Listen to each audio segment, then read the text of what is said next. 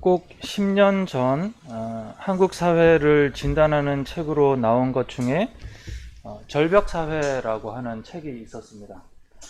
그 책은 우리나라가 절벽 앞에 선 것처럼 위기에 봉착을 했는데 그 부분을 9가지 영역으로 나눠서 얘기를 했습니다. 인구 절벽, 일자리 절벽, 재벌, 교육, 취업, 임금, 금융, 창업, 주거. 이 중에서 10년이 지난 지금도 사실은 나아진 것이 없는 것 같습니다. 물론 이런 부분에 대한 진단은 이때가 처음은 아니고 그 이전부터 계속적으로 있었던 것인데 그 이전이나 지금이나 썩 나아진 것이 없는 것 같습니다.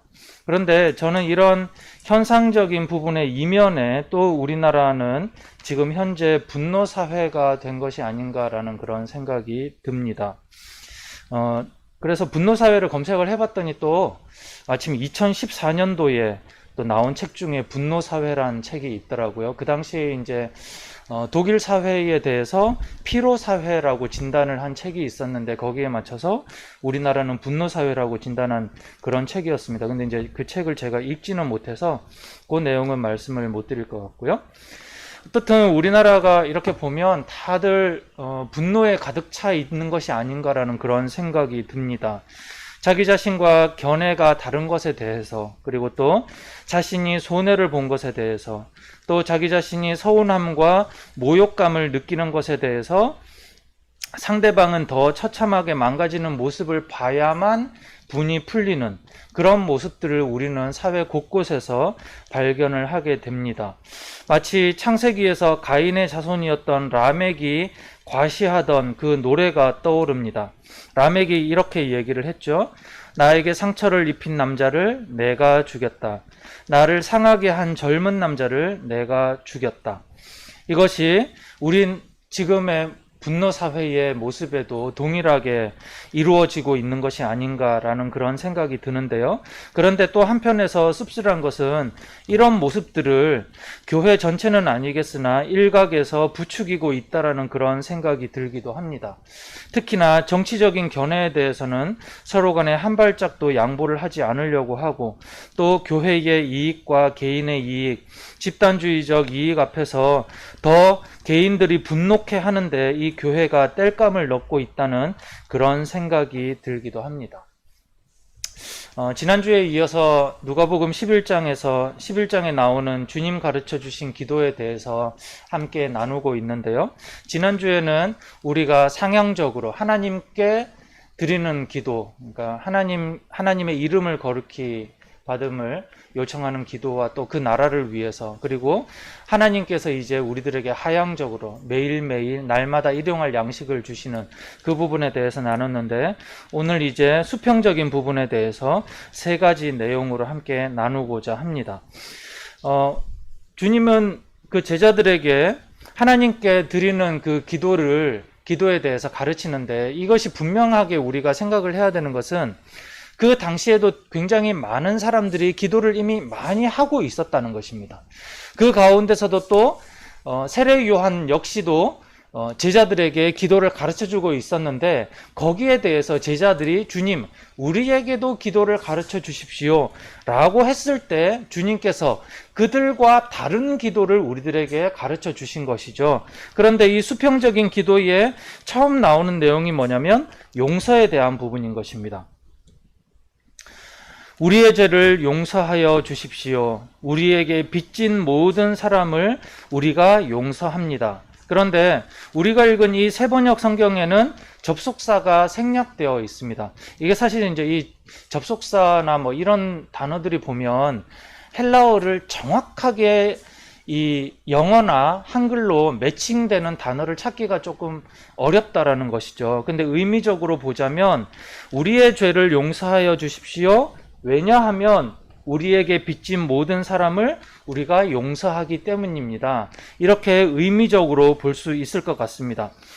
그런데 이것은 우리가 사람들을 용서했으니 그 모습을 보고 우리의 죄를 용서해 주십시오 라는 말로 오해할 수 있는데 그 말은 아닙니다. 다른 말로 이야기를 하자면 하나님, 우리가 다른 사람을 용서했으니 이런 선한 모습을 본다면 우리가 충분히 구원받을 만한 자격이 있는 것 아닙니까? 라고 생각해서는 안 된다라는 것이죠. 마태복음 18장에 보면 이런 비유를 예수님께서 들어주십니다. 한 왕에게 여러 종이 있었는데 그 각각의 종들과 정산을 합니다. 그 종 중에 한 사람이 1만 달란트를 빚집니다. 사실은 이건 너무나 비현실적인 것인데요. 이 달란트는 금 달란트도 있고 은 달란트도 있습니다. 근데 은 달란트가 조금 더 싸요. 그러면 은 달란트로 예를 들자면 1만 달란트는 어느 정도냐면 노동자의 그러니까 은 1달란트가 노동자의 한 15년에서 18년 정도 되는 품삯입니다. 1달란트가. 그러니까 1만 달란트는 15만 년 품삯이고요. 금 1달란트는 요거에 또 15배니까 사실은 왕이 이 정도의 돈을 가지고 있는 것도 힘들고 이런 정도의 돈을 종에게 빌려주는 것도 힘든 것이고 그 종이 그 많은 돈을 다 탕감을 한다는 것도 힘든 거예요. 그러니까 뭐 요즘으로 치더라도 도대체 집을 몇 채를 사고 얼마나 떵떵거리면서 살아도 과연 이 돈을 다 쓸 수 있을까 싶은 그런 건데, 근데 이제 우선 이 종은 그만큼의 많은 돈을 왕에게 빚을 졌습니다.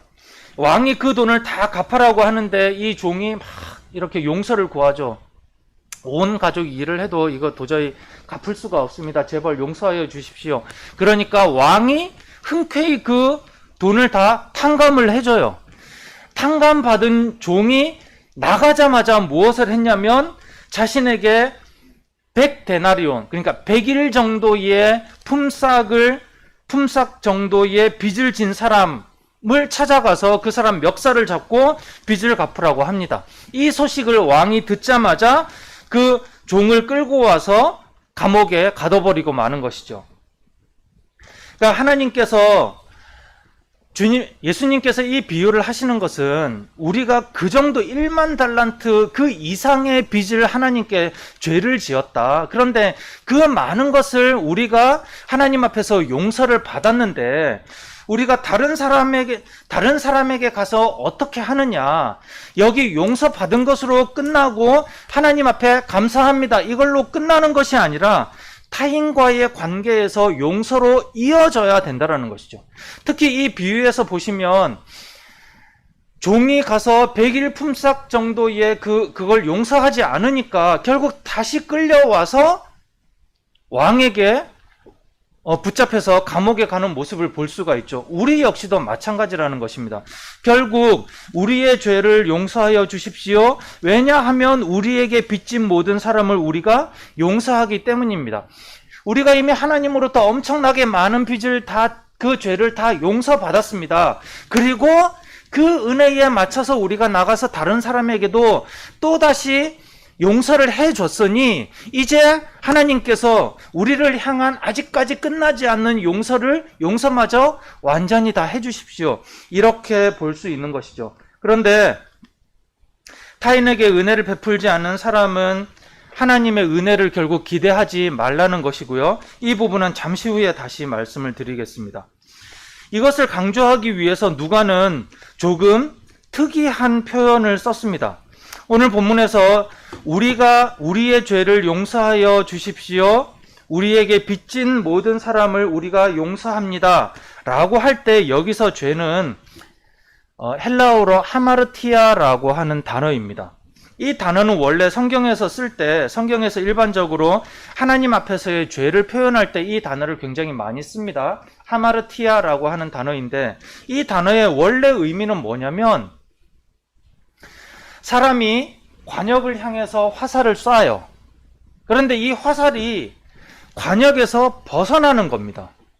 그러면 이 사람이 화살을 잘못 쏴서 화살이 잘못 가는 것이 아니라 화살을 쐈더니 화살이 그냥 지 혼자서 뒤로 가버리는, 궤도를 벗어나는 것을 하마르티아라고 이야기를 하고 여기에서 연결돼서 나오는 것이 회개인 것이죠. 그래서 회개라고 하는 것은 그냥 단순히 하나님 앞에서 눈물 흘리고 뉘우치고 이러는 것이 아니라 진정한 회개는 결국 벗어났던 궤도를 유턴해서 다시 하나님께서 원하시는 그 방향으로 가는 것이 회개다. 여기까지 연결이 되는데 오늘 누가는 이 단어를 씁니다. 하마르티아라고 하는 단어를.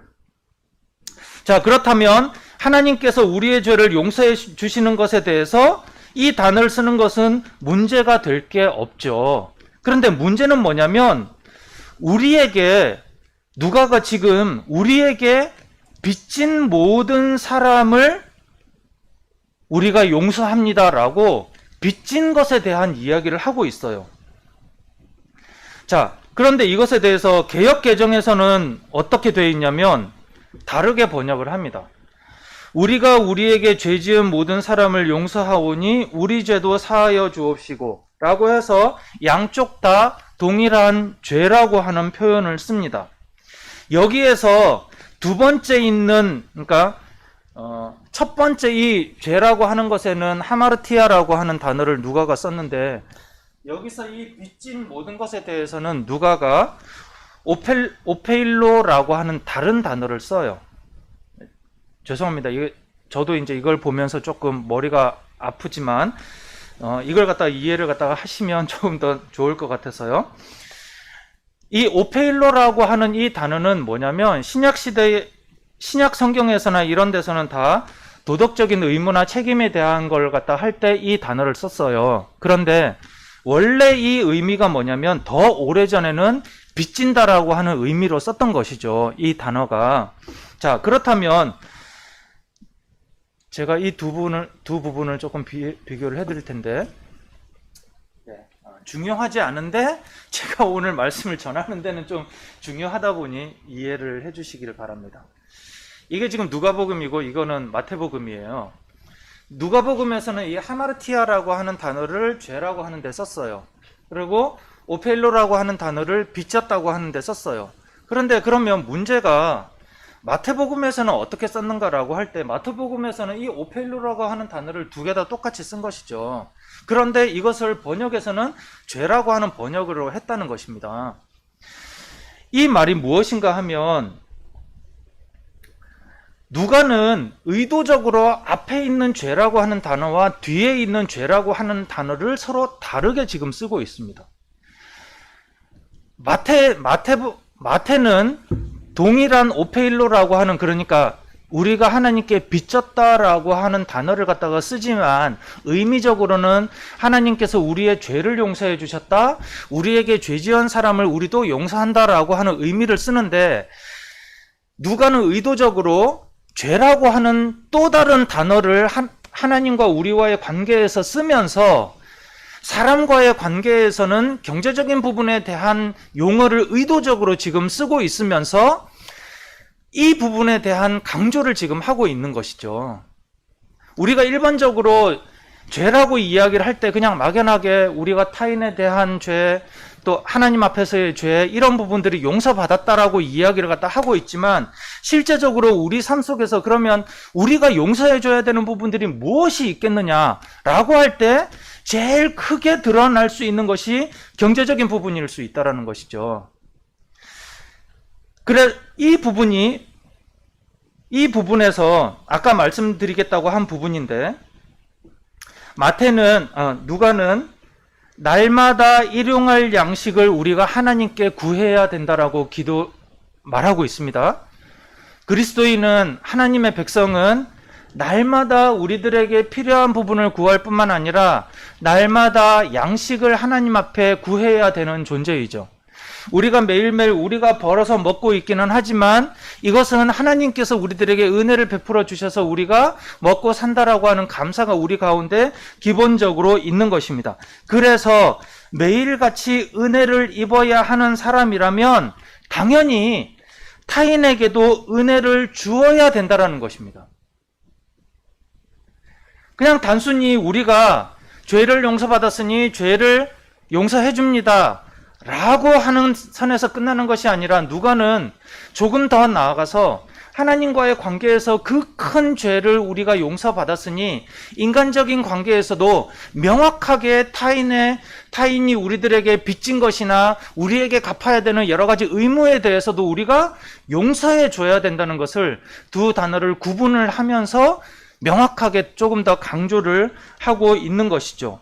만약 우리가 오늘 타인에게 은혜를 주지 않는다면 우리가 하나님 앞에 그렇게 큰 은혜를 받고 매일매일 하나님께 우리가 일용할 양식을 주십시오. 여기서 일용할 양식이라고 하는 것은 단순히 먹고 사는 것뿐만 아니라 확장해서 오늘 필요한 은혜를 하나님께 매일매일 구하는 것까지 포함이 된다면 지금 나는 예배 자리에 와가지고 하나님께 은혜를 구하는데 타인에게 가서는 정작 아무런 은혜를 주지 않는다면 우리가 하나님께 어떻게 양식을 구할 면목이 있겠냐는 것이죠.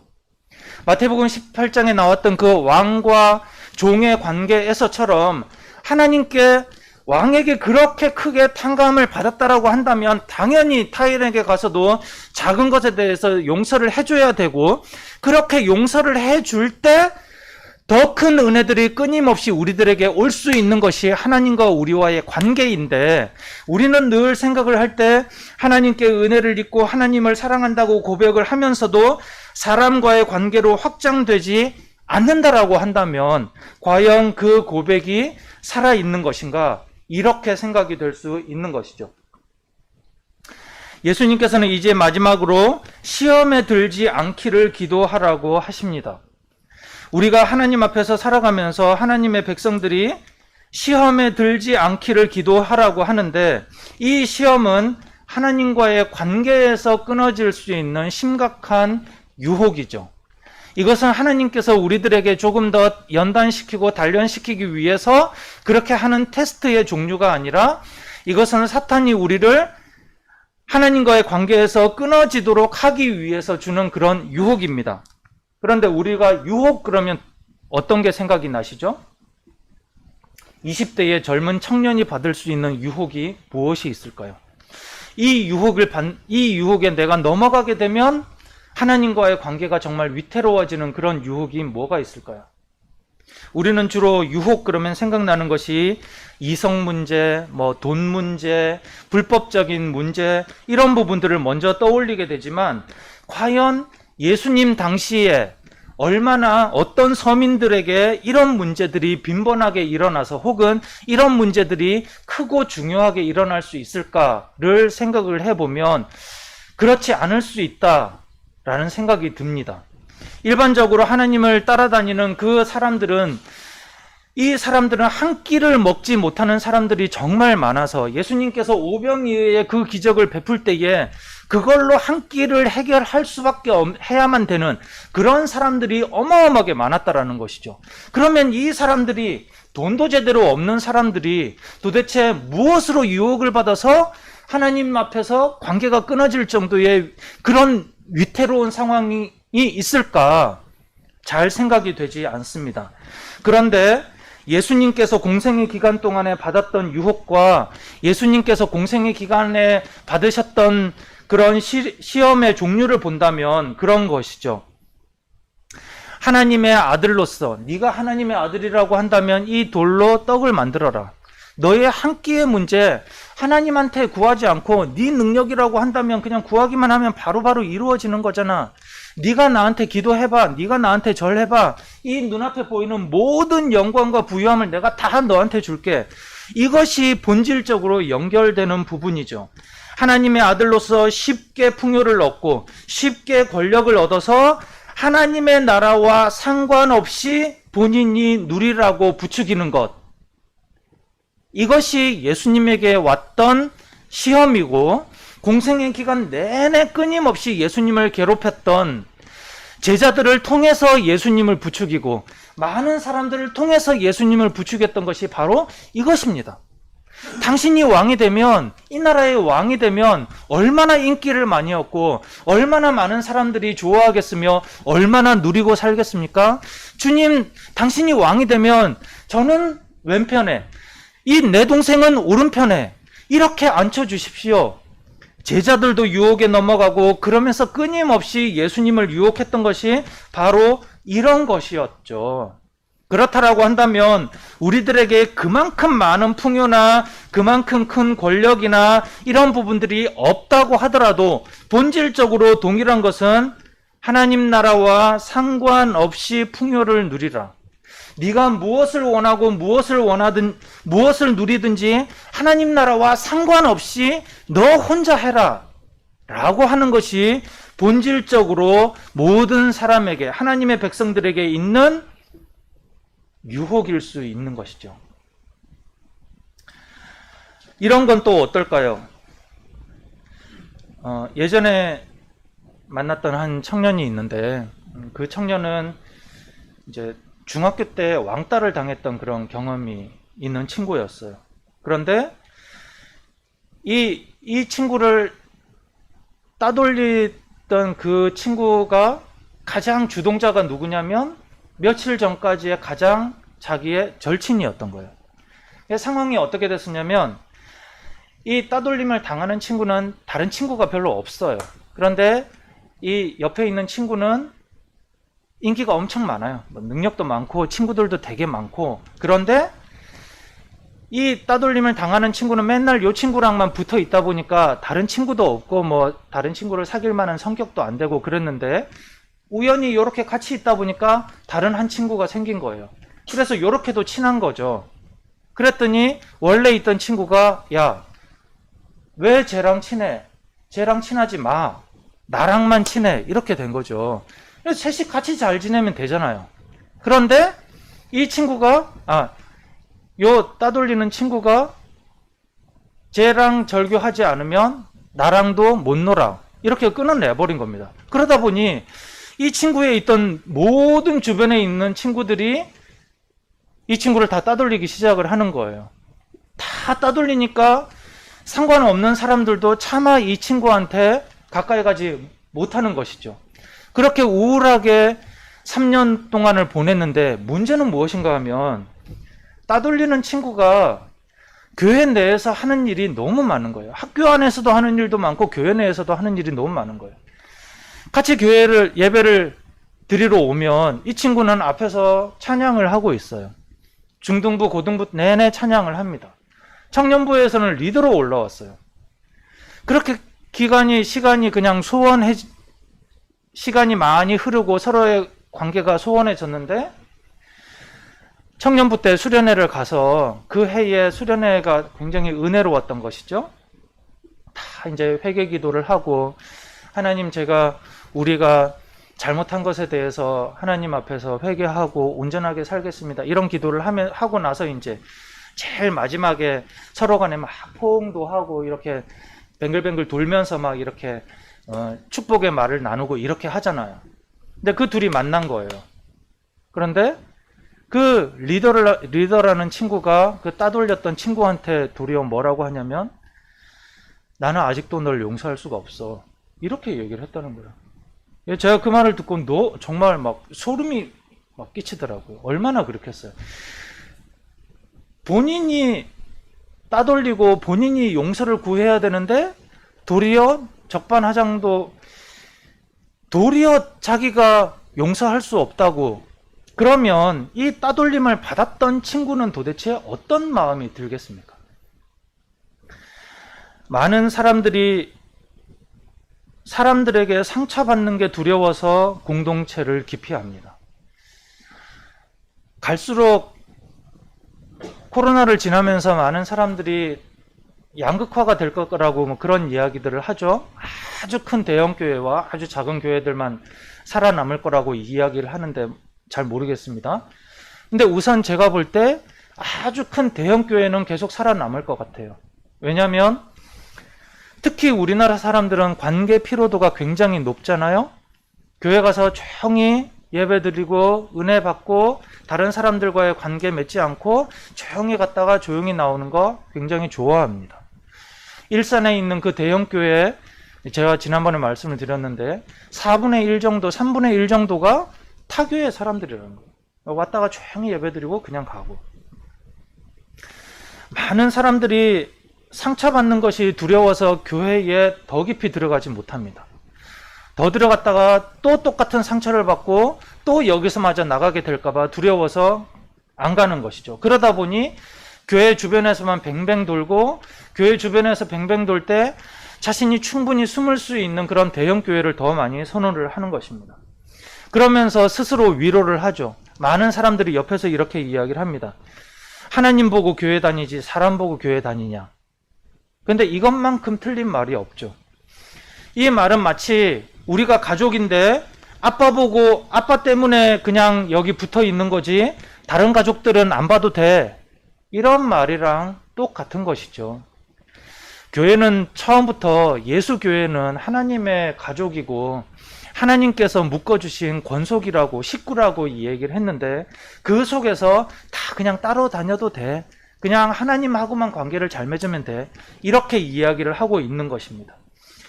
하나님께 예배만 잘 드리면, 그렇게 기도만 하면 기도라고 생각하는 것, 기도가 된다라고 생각하는 것 자체가 우리들에게 있어서 큰 유혹일 수 있다는 것이죠. 크고 거창하고 무언가 죄를 용서하고 이런 것이 아니라 우리 속에 예배 자리에 나오기 전에 관계가 해결되지 않는다고 하더라도 하나님 앞에 나오면 그냥 충분히 하나님과의 관계가 유지될 수 있다는 것, 그것이 우리들을 끊임없이 유혹하는 유혹일 수 있을 것입니다. 사랑하는 가족 여러분, 하나님 아버지는 우리를 위해 예비하시고 우리의 기도를 기다리십니다. 매일매일 불러도 지겨워하지 않으시고 매일매일 은혜를 주십니다. 그리고 은혜를 정말 풍성하게 필요한 만큼 끊임없이 주시기 때문에 우리가 은혜를 베풀고 살기를 하나님께서는 원하시는 것이죠. 그렇게 베풀고 살 때라야 비로소 우리가 풍성해지기 때문입니다. 각박하고 예민한 시기에 모든 사람들이 자신의 이익을 놓칠까 손에서 놓기를 두려워하고, 우리가 지금은 나 혼자서 평안히 산다고 하더라도 이 평안이 언제 깨질까 두려운 이런 예민한 시기이기 때문에 더욱 우리가 베푸는 삶, 우리가 은혜를 베푸는 그 삶이 우리에게 의미가 있으리라 생각을 합니다. 우리가 주님 앞에 매일매일 은혜를 받을 수 있으니 우리가 밖에 있는 많은 사람들에게도 끊임없이 은혜를 줄 수 있는 우리 모두가 되시기를 예수 그리스도의 이름으로 축원합니다.